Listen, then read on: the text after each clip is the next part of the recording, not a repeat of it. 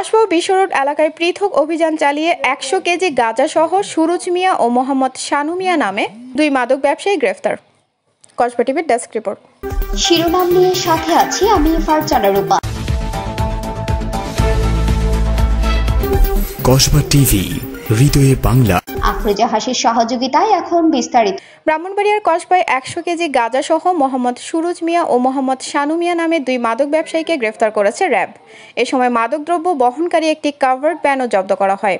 বুধবার রাতে সদর উপজেলার খাটিহাতা বিশ্ব রোড এলাকা এবং বৃহস্পতিবার আনুমানিক ভোর ৬টার দিকে ব্রাহ্মণবাড়িয়ার কসবা উপজেলার কায়েমপুর এলাকায় পৃথক অভিযান চালিয়ে বিপুল পরিমাণ গাঁজাসহ তাদেরকে গ্রেফতার করা হয়। গ্রেফতারকৃত সুরজ মিয়া কিশোরগঞ্জ জেলার মিঠামইন উপজেলার হোসেনপুর গ্রামের রহমত আলীর ছেলে এবং শানু মিয়া কসবার কায়েমপুর গ্রামের মৃত আব্দুর রশিদের ছেলে। আজ সকালে র্যাব ৯-এর এএসপি মশিউর রহমান সোহেল স্বাক্ষরিত প্রেস বিজ্ঞপ্তিতে এই তথ্য নিশ্চিত করা হয়।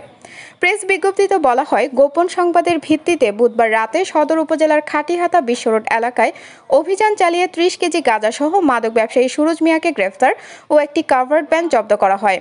অপরদিকে বৃহস্পতিবার ভোরে কসবার কায়েমপুর এলাকায় অভিযান চালিয়ে ৭০ কেজি গাঁজাসহ মাদক ব্যবসায়ী শানু মিয়াকে গ্রেফতার করা হয় এবং গ্রেফতারকৃতদের আদালতের মাধ্যমে জেল হাজতে প্রেরণ করা হয়েছে।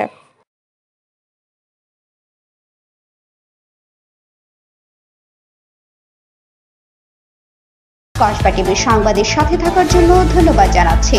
পরবর্তী সংবাদ পেতে আমাদের চ্যানেলটি সাবস্ক্রাইব করে রাখুন।